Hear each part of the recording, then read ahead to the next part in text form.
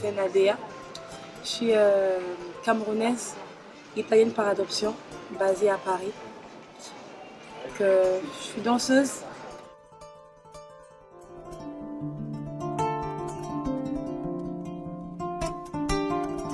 J'ai commencé la danse par les danses traditionnelles camerounaises quand j'étais petite. Bon, ça m'a été transmis, ça fait partie des cultures africaines.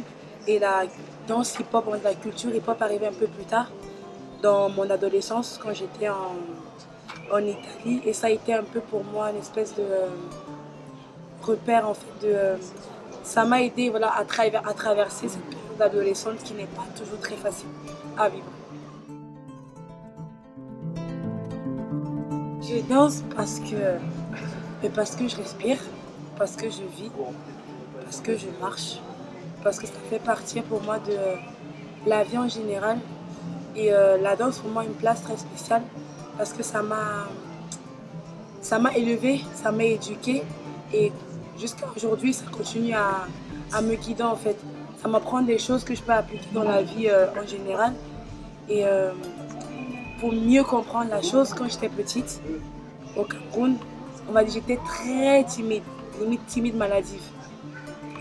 Et aujourd'hui, quand ma famille camerounaise, sa famille qui est au pays, me voit danser, et pour eux, c'est deux personnes différentes, ils se demandent mais qu'est-ce qui s'est passé et tout ça, c'est grâce à la danse en fait, parce qu'elle m'a poussée à aller plus loin, elle m'a poussée à dépasser mes limites, à plus croire en moi et à me dire que tout est possible en fait.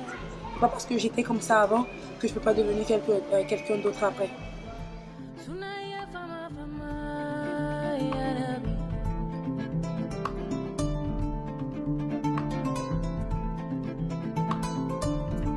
Ça m'aide à trouver mon équilibre. Déjà parce que moi je prends la vie un peu comme la respiration. Dire, on aspire des trucs et on expire d'autres choses. Donc du coup avec la danse, il y a certaines choses que j'arrive pas à expliquer en mots. Donc du coup ça m'aide, j'arrive à les exprimer en mouvement, en danse. Et du coup c'est juste quelque chose qui arrive, qui équilibre on va dire ma vie, que ce soit entre le côté on va dire de la personne lambda et la personne artiste. C'est un trait d'union entre les deux. En fait, je pense que ce monde dans lequel on vit, on est trop conditionné. On nous pousse à être trop égaux pour mieux nous contrôler. Et on nous fait croire qu'être différent, c'est mauvais. Alors que pour moi, je crois profondément que la différence est notre plus grande force. Parce que c'est comme dans un puzzle, pour créer quelque chose de uni et un, il faut que les pièces soient différentes. Et quand tu les mets ensemble, ça crée un truc, ça crée une unité. Et dans le monde, en fait, il faudrait que nos différences, en fait, se lient entre elles pour qu'ensemble, on soit un.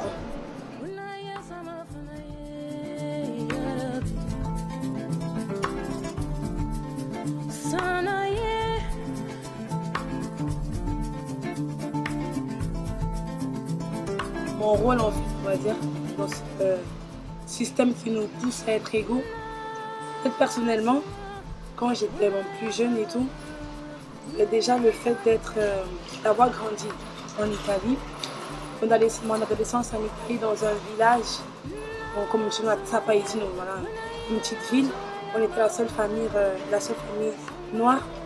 Donc j'avais pris ma différence comme un défaut et comme un handicap, parce que je n'étais pas comme les autres, donc du coup je ne me sentais pas à ma place. Je me disais que je n'avais rien à faire dans le monde parce que je n'étais pas comme les autres, du coup je n'étais pas considérée. Plus je grandis, plus je mûris, plus j'échange avec les gens et plus je m'instruis et je m'éduque à nouveau. Je me rends compte en fait qu'avec ces différences-là, je peux apporter quelque chose de plus au monde à mon échelle. On n'est pas obligé de ramener quelque chose en plus à une grande échelle pour qu'on soit pas le monde entier.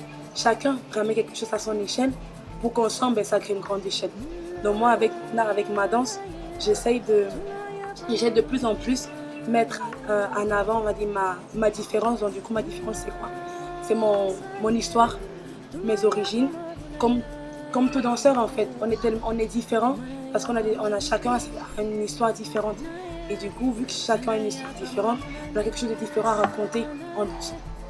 Donc si on reste tous fidèles à nous-mêmes et et on va sur cette voie-là, ben, même peut-être sans me faire exprès, en fait, chacun ben, contribuera à l'élévation du monde, à quelque chose, ben, à faire quelque chose en fait à son échelle, sa propre échelle.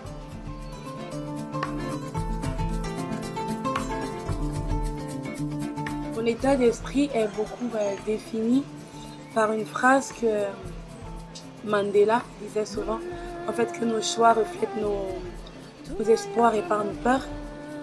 Et ben, mon espoir en fait ben, c'est celui de, euh, de croire en fait à la différence. Donc j'essaye de faire des choix en fait, plus par rapport, parce que j'espère en quelque chose, pas parce que j'ai peur de quelque chose.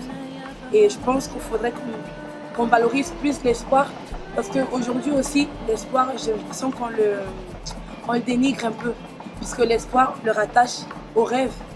Et des fois, on dit que quand on rêve trop, on n'a pas les pieds sur terre, ou on est trop naïf, entre guillemets.